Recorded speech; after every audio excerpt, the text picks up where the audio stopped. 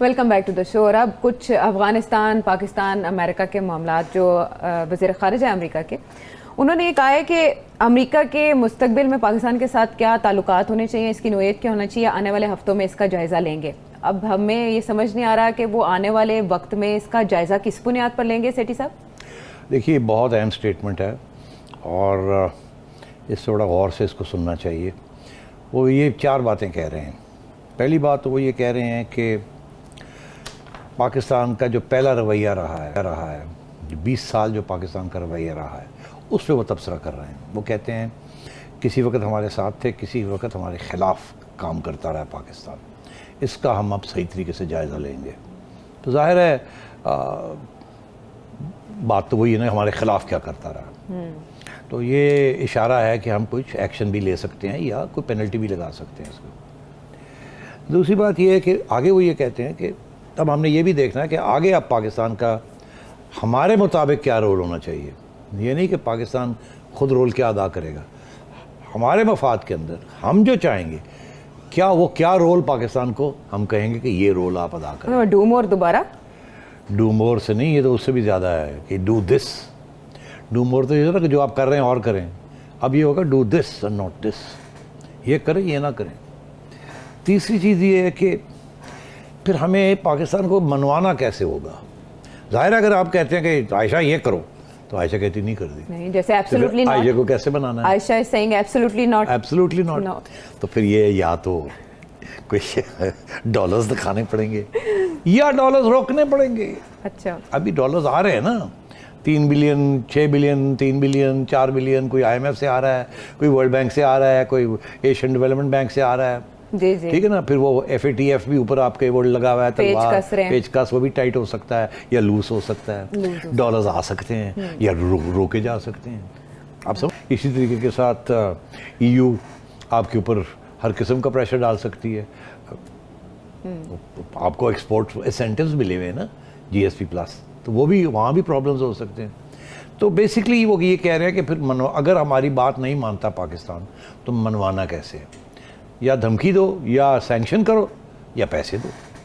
تو ان کہتے ہیں ہم اس پہ بھی ہم غور کریں گے کہ اس کا مطلب ہے انہیں خدشہ ہے کہ ہماری بات نہیں مانی جائے گی یا پاکستان ہارڈ ڈیل کرے گا.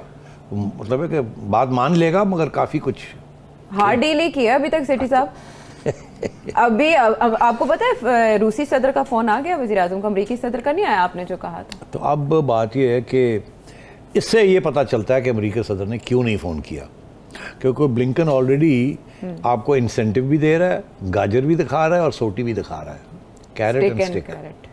اور یہ بھی میں آپ کو بتا دوں اسی لیے کہ جب بائیڈن کا فون آئے گا تو یا تو بائیڈن دھمکی دے یا پیار محبت کی بات کرے. اب دھمکی تو انہوں نے دلوا دی ہے سیکریٹری آف اسٹیٹ سے. ٹھیک ہے. تو اب میرا خیال ہے جو بائیڈن جو ہے اسی وقت آپ سے بات کرے گا یا سلام دعا لے گا جب اسے یہ احساس ہوگا اس بات کا کہ آپ کچھ بات ان کی مان گئے ہیں، آپ رضامند ہو گئے ہیں، آپ کچھ حد تک آپ نے قبول ہے کہہ دیا کچھ ہے دیا ہے قبول ہے. تو اب یہ تجدید نکاح کر لیا ایسے ہی. اب بات یہ ہے کہ آپ کیا کریں گے، آپ اس صورتحال میں کیا کریں گے. اب آپ نے کہا تھا کہ قریشی صاحب نے کچھ بیان دیا ہے. جی قریشی صاحب کہہ رہے ہیں کہ ابینڈن نہیں کریں آپ افغانستان کو اس طرح جس طرح آپ کہہ رہے ہیں کہ بھئی ہم تب ان کے اکاؤنٹ جو ہیں وہ منجمد کر دیے تھے تو ہم تب ان کو ڈیفریز کر دیں گے کہ آپ ذرا افغانستان کی سچویشن دیکھ لیں وہاں کیا ماحول ہے. تو وہ کہہ رہے ہیں ایسے نہیں کریں، وہاں آلریڈی کرائسس چل رہا ہے اور ایک ٹوٹا پھوٹا سا ملک ہے. تو وہ یہ اپیل کرتے دکھائی دے رہے ہیں ان سے. ہمارا پھر یہ موقف ہوا کہ پہلے ہم ان کی حکومت کو تسلیم کریں، ان کو امداد دیں، ان کے فنڈز جو ہیں اس کو انفریز کریں. پھر جب وہ رضامند ہو جائیں گے اور خوش ہو جائیں گے تو پھر اس کے بعد وہ آپ کا جو ڈیمانڈ ہیں کہ ہیومن رائٹس اور یہ وہ پھر وہ اس کی طرف توجہ دیں گے. آپ ان کو ریکگنائز کر لیں تاکہ معاملہ آگے چلے، دھمکی ان کو مت دیں. یہ شاہ محمود صاحب کا فرمولہ ہے. سفارش کر رہے ہیں. ادھر سے بلنکن کہہ رہا ہے کہ طالب اور سارے یورپینز یہ کہہ رہے ہیں کہ پہلے وہ ہمارے ایجنڈے کے اوپر کام کریں، پھر جا کے ہم فنڈز ریلیز کریں گے، پھر ہم جا کے ان کو سپورٹ کریں گے. تو آپ کے خیال میں کیا ٹھیک طرز عمل ہے؟ ہم جو کہہ رہے ہیں وہ ٹھیک ہے یا وہ جو کہہ رہے ہیں وہ ٹھیک ہے؟ یہ ٹھیک کی بات نہیں ہے. Then? سیاست کے اندر یہ ٹھیک کیا، کس کے لیے کیا ٹھیک ہے، ہمارے لیے شاید یہ ٹھیک ہے، ان کے لیے وہ ان کا یہ خیال ہے یہ ان کے لیے ٹھیک نہیں ہے. اس لیے اب دیکھنا یہ ہے کہ پاور کس کے پاس ہے، ہوتا کیا ہے، کون کیوں کرتا کیا. اور اس میں ہمیں تو اس کے شک نہیں ہونا چاہیے کہ ہمارے سارا جو روزی ہے، ہماری اٹھک بیٹھک روزی جو ہے وہ ساری ویسٹ کے ساتھ لگی ہوئی ہے، چائنا کے ساتھ نہیں لگی ہوئی، ویسٹ کے ساتھ لگی ہوئی ہے. ہو سکتا ہے 20-30 سال کے اندر ہم وہاں سے ہٹ جائیں اور ادھر چل پڑے، کوئی اور راستہ نکلے، مگر ابھی تک تو ہماری معیشت جو ہے وہ it's part of the global capitalist economy. سرمایہ داری جو ہے گلوبل اس کے ساتھ اس کی جڑے ہوئے منسلک ہے. اچھا اب بات آئی کہ پھر ہم کیا کریں گے.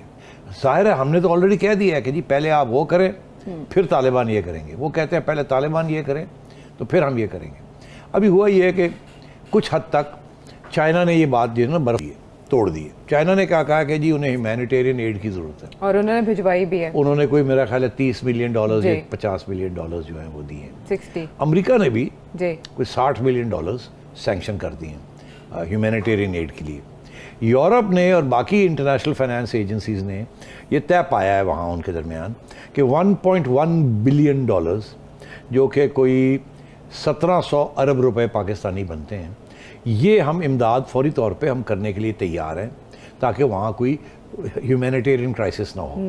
وہاں تو اب بھوک سے لوگ مرنے والے ہیں، ابھی جو حالات ہونے والے ہیں، وہ کوئی امپورٹ نہیں کر سکتے، لوگوں کے پیسے دینے ہیں، سب کچھ بند پڑا ہے اور پیسے نہیں. انسرٹینٹی ظاہر ہے، غیر یقینی صورتحال ہے، تو وہاں پر کیا بنے گا؟ غیر وہ تو الگ بات ہے، غیر سیاسی یا غیر یقینی بات ہے. وہاں تو روٹی پانی کے لیے پیسے نہیں ہیں حکومت کے پاس. مگر جو بات آ رہی ہے وہ یہی آ رہی ہے کہ $1.1 بلین عائشہ سینکشن ہوا ہے، جس میں سے صرف $100 ملین کے قریب یا اس کا 10% حصہ ابھی تک اوکے ہوا ہے، باقی ہوا میں گھوم رہا ہے.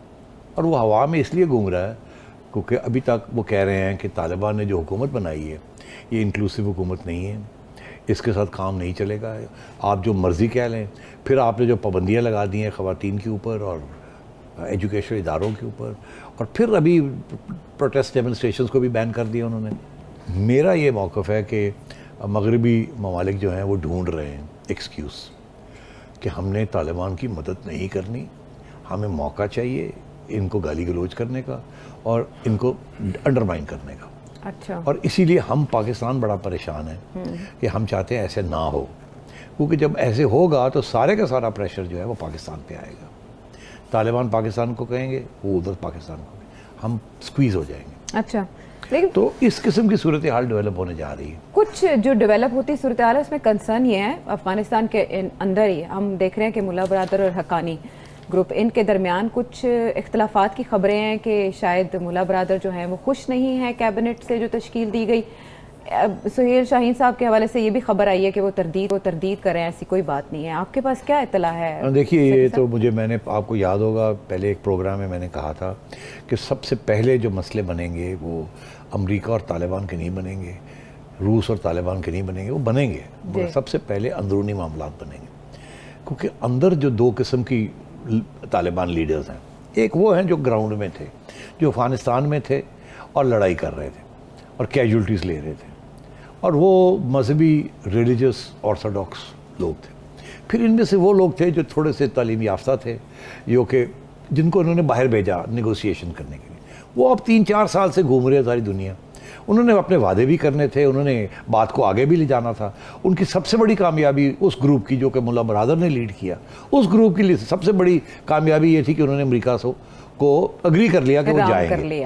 اگر امریکہ اگری نہ کرتا تو طالبان کابل نہیں پہنچ سکتے تھے، امریکہ ابھی بھی وہاں بیٹھا ہوتا. مگر انہوں نے ٹرمپ سے بھی اور بائیڈن سے بھی یہ بات منوا لی کہ آپ نے اس فلانی تاریخ اگست سپتمبر آپ نے نکل جانا ہے. اور اپنے وعدے جو تھے وہ پورے کیے، آدھے پورے نہیں کیے، مگر ان کا وعدہ ان کو پکڑ کے رکھا. تو ان کی بہت بڑی اچیومنٹ ہے. اچھا اب یہ ان کو اس بات کا بھی احساس ہے کیونکہ انہوں نے دنیا دیکھ لی ہے نا کہ اب وہ افغانستان اس طریقے سے نہیں چل سکتا جیسے سال پہلے طالبان 1.0 چلا رہے تھے. ٹھیک ہے. اب ان کو پتہ ہے کہ 2.0 سے کم بات نہیں چلے گی. کیونکہ اب 20 سال کے اندر ایک پوری نوجوان طبقہ بن چکا ہے جو کہ شہروں کے اندر ایک طریقے کے ساتھ امریکہ کی امبریلا کے نیچے وہ کام کر رہا ہے. وہ سیکولر بھی ہے, وہ نیشنلسٹ بھی ہے, وہ لبرل بھی ہے, وہ طالبان کو سپورٹ نہیں کرتا, انلائٹنڈ ہے, اور well I mean I don't know enlightened ہے کہ نہیں, but definitely they are anti Taliban. دیکھو نا یہ پوری ایک نئی جنریشن بنائی ہے جن کے ویسٹڈ انٹرسٹ تھے. آپ کو پتہ کتنے اربوں ڈالرز گئے ہیں وہاں. تو لوگ جو ہے وہ ان کا ایک تعلق بن گیا تھا امریکن آکوپیشن کے ساتھ. تو امریکہ نے ان کو پروٹیکٹ کرنا تھا, اس لیے انہوں نے ہیومن رائٹس اور یہ ریفیوجیز اور یہ ساری چیزوں کے اوپر ایمفسائز کیا.